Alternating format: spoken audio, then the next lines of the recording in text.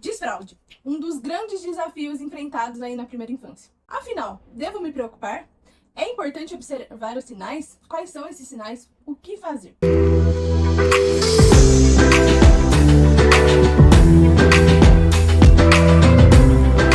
Por que hoje em dia tanto se fala em desfraude e por que dar atenção a ele? O desfraude é um dos marcos do desenvolvimento da criança.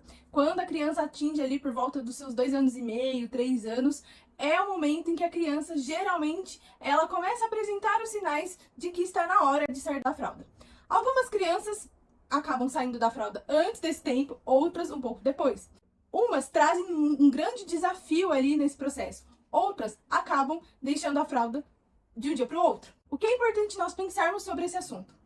O desfraude, ele vai acontecer com as crianças de forma individualizada.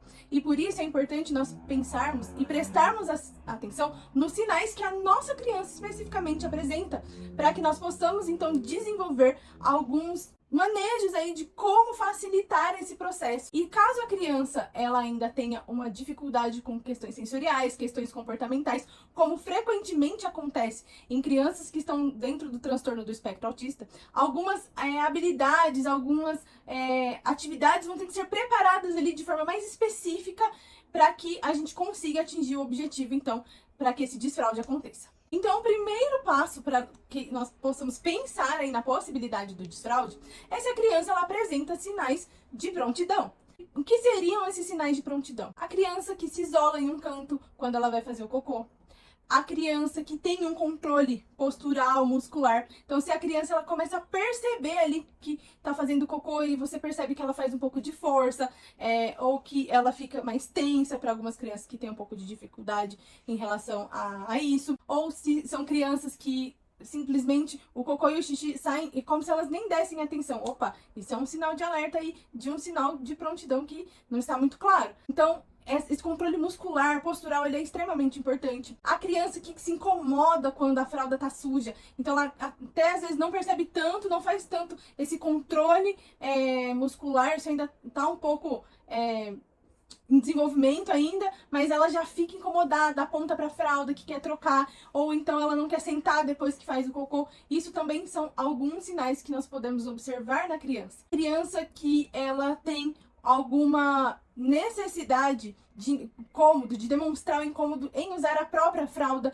mesmo quando a fralda ela está limpa. Isso já são alguns sinais ali que nós vamos pensar, opa, talvez seja o momento de começar a pensar aí no desfraude. Outras questões importantes, a consciência corporal da criança. Se ela entende quais são as partes do corpo, se ela entende quais são as manifestações, os sinais que o corpo dá. Então, se a barriga dói, ela sabe dizer onde dói, por que dói. Ou então, ao menos apontar, ela saber identificar as partes do corpo, entender como o corpo dela funciona no espaço. Isso também pode ser um sinal bem importante para pensarmos aí na questão do desfraude. A criança que demonstra uma independência, tira a roupa sozinho e vai correndo para algum canto, ou mesmo que não seja dentro do banheiro, né? Ou às vezes até vai correndo para o banheiro sozinho, mesmo não sabendo muito bem o que ou como fazer. Isso também já são sinais bem importantes e significativos. E a criança também comunicar. Quando a criança ela fala xixi, cocô, mesmo que ela ainda não consiga segurar, isso também já demonstra um sinal que a gente chama de sinal de prontidão.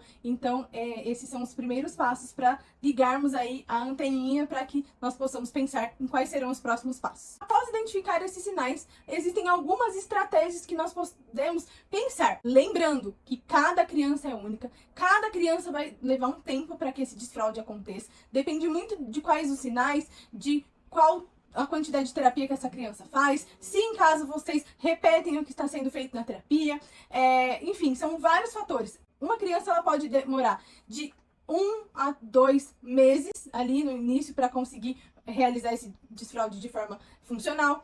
Algumas crianças vão de 3 meses para mais, outras crianças em algumas semanas já conseguem então fazer com que esse desfraude aconteça aí de forma rápida. Mas isso depende muito dessa quantidade de fatores e a rotina ela deve ser feita de maneira específica e individual para cada criança. Aqui eu vou falar algumas estratégias gerais que a grande maioria usa para conseguir acompanhar esse processo de desfraude. E agora eu vou falar daquela que eu sempre falo aqui, bato na tecla e quem me acompanha já não aguenta mais ouvir, que é a rotina. Uma rotina estruturada, ela é fundamental para o processo de desfraude.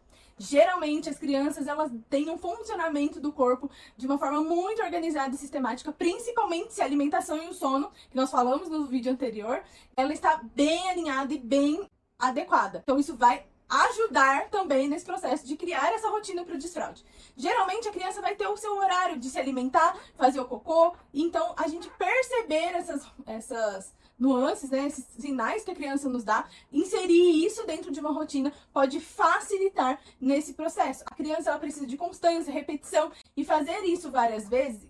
Isso vai ajudar a criança a entender, por exemplo, que o banheiro é o lugar correto de fazer o xixi e o cocô, porque muitas vezes ela já consegue fazer, mas às vezes não é no ambiente adequado do banheiro, ou ela tem dificuldade para sentar no vaso, enfim, nós vamos falar disso mais pra frente. Mas criar essa rotina, tornar isso um hábito, é fundamental para a criança internalizar esse aprendizado e conseguir fazer esse desfraude de maneira funcional. Comunicação, outro fator muito importante. Mesmo que a criança não seja verbal, usar pistas visuais, um calendário visual, falar com a criança, ao invés de perguntar, quer ir ao banheiro? Hora de ir ao banheiro. E para a criança entender que aquele momento é o momento adequado e necessário para que ela vá, então, no ambiente do banheiro. Essa comunicação, descrever para a criança o que ela vai fazer. Agora nós vamos sentar no vaso, nós vamos fazer o cocô, nós depois, para realizar a higiene, né? Dar descarga, lavar as mãos. Isso é fundamental para internalizar esse aprendizado e fazer com que a criança adquira esse hábito. A adaptação do ambiente. Muitas vezes a gente acha que é só ter um piniquinho bonitinho que a criança vai sentar e vai conseguir usar e fazer o xixi e o cocô ali. Aqueles pinicos que cantam, que soltam luzes. Isso pode ajudar, mas não vai ser esse o fator determinante para que a criança consiga fazer o xixi e o cocô. Particularmente, eu oriento que os pais, principalmente de crianças que estão dentro do transtorno do espectro autista, que eles já tentem fazer o uso do vaso sanitário direto. Por quê? Por conta da rigidez comportamental. Então, algumas crianças, elas têm uma rigidez tão grande que se ela começar a fazer no pinico, depois para fazer no vaso, vai ser um outro trabalho. Então, eu oriento, sugiro aos pais que comecem no vaso direto, adaptando com um redutor de assento, uma escada para que a criança consiga se apoiar, sentir segura. Então, uma criança com, por exemplo, insegurança gravitacional, ela vai ter dificuldade de ficar ali no vaso com as pernas para cima. Então, ela precisa se sentir segura. O ambiente ele precisa ser acolhedor. Você pode contar histórias, você pode colocar bichinhos em volta do vaso para que a criança brinque e tornar aquele momento divertido, interessante, para que ela consiga estar ali naquele ambiente. Evitem falar coisas como o cocô vai te pegar, o vaso vai te engolir, coisas que possam assustar a criança. Sempre pensar na segurança e tornar aquele ambiente sempre o mais agradável possível para que ela consiga estar ali de uma forma que isso de uma motivação externa, mas que incentive aquilo que é algo interno para que a criança consiga lidar com tudo aquilo que está nesse ambiente. Pode ter as luzes, pode ter cheiro, isso tudo pode, desde que seja feito de acordo com aquilo que a sua criança ela consegue interagir, ela consegue gostar e trazer esse ambiente o mais próximo de ser agradável e tranquilo, seguro possível para ela. Crianças que não gostam do vaso sanitário, que têm medo, é preciso fazer algo que a gente chama de aproximação sucessiva. Ou seja, não adianta querer colocar a criança no vaso já à força no primeiro momento. Você precisa mostrar para ela que aquele ambiente é seguro, aproximar ela, fazer outras coisas ali em volta do vaso sanitário antes de querer que ela sente. Isso é fundamental. Não podemos colocar a criança contra a vontade dela em cima do vaso sanitário. Isso pode gerar um trauma e piorar a situação. Outra coisa importante, buscar ajuda também de um psicólogo nesse momento, para entender o porquê desse medo. Podem ser questões sensoriais que vão ser trabalhadas com a terapeuta ocupacional, mas também podem ser questões emocionais, então esse trabalho em equipe, ele é fundamental. E já aproveitando, puxando o gancho, sempre comunicar a escola e os profissionais que acompanham a criança. É fundamental que esse trabalho seja feito em equipe. O ambiente que a criança vai usar, ele não vai ser só o ambiente de casa. Então, nós precisamos tomar cuidado para que não haja uma rigidez da criança em usar só o vaso sanitário daquele determinado ambiente. Importante comunicar à escola para que essa funcionalidade aconteça na escola também. Orientar os profissionais para que, enquanto estiverem ali dentro da consultório, da clínica, se surgir ali dentro da rotina estabelecida o momento de ir ao banheiro, que os profissionais também levem ao banheiro junto com a família, que haja esse acompanhamento em todos os banheiros que a criança frequente, para que essa rigidez não torne ainda um problema maior, que é da criança querer segurar o xixi para chegar em casa, né? Então, esse comportamento ele precisa ser generalizado em todos os ambientes. Essa comunicação, ela é fundamental fundamental. Reforcem as crianças. Esse é o ponto-chave que muitas vezes nós esquecemos de fazer. Nós ficamos tão preocupados e ansiosos que a criança vá até aquele ambiente, e quando ela consegue fazer, nós esquecemos de elogiar, de agradecer, de comemorar, de fazer aquele evento seja algo realmente importante. Se a criança ela não gosta de grandes comemorações, de barulho, você pode recompensá-la com um abraço, com um carinho, entregando um brinquedo que ela gosta, brincando com ela logo após aquela atividade, para que ela se sinta reforçada, que aquele esforço que ela fez teve uma recompensa positiva, um reforço positivo. Porque muitas vezes a gente fica, vai fulano, faz o xixi, faz o cocô, e aí a criança não faz, e a gente fala, filho, poxa, tudo bem?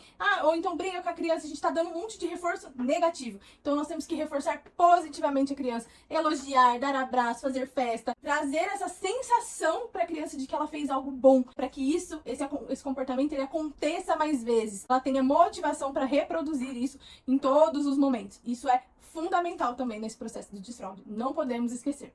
Duas coisas importantes. Esteja aberto a mudanças. Então, se você está insistindo ali, fazendo um planejamento e isso não está funcionando, vamos repensar em outras formas de fazer esse desfraude. Mas também tenha uma constância. Não é porque hoje não deu certo que amanhã não dará. Incentive a criança a fazer isso mais vezes. Não desista na primeira frustração. Nós adultos que temos que mostrar para a criança essa sensação de que existe algo bom que vem dali. Agora, se nós nos frustrarmos, se nós deixarmos para lá, a criança não vai ter essa maturidade de assumir esse controle sozinha. Então, nós precisamos mostrar esse controle para a criança e dizer que tudo bem se isso não aconteceu hoje. Amanhã nós tentaremos de novo, para já ensinar a criança a lidar com as frustrações, resolver problemas e que isso seja parte do dia a dia da criança. Mas não deixar de estar aberto a mudanças caso haja ali uma constância, a criança continuar com medo ou não conseguir sentar no vaso, não reconhecer o ambiente. Quais estratégias buscar? E aí a ajuda profissional ela é extremamente importante. Se você gostou desse vídeo e acredita que ele pode ajudar outras famílias nesse processo do desfraude, não esqueçam de compartilhar. Se você gostou, deixa seu like, se inscreva no canal, acione o sininho para que vocês recebam notificações dos próximos vídeos e deixem nos comentários se vocês têm alguma dificuldade, quais são os desafios aí do desfraude e temas possíveis para os próximos vídeos. Até mais!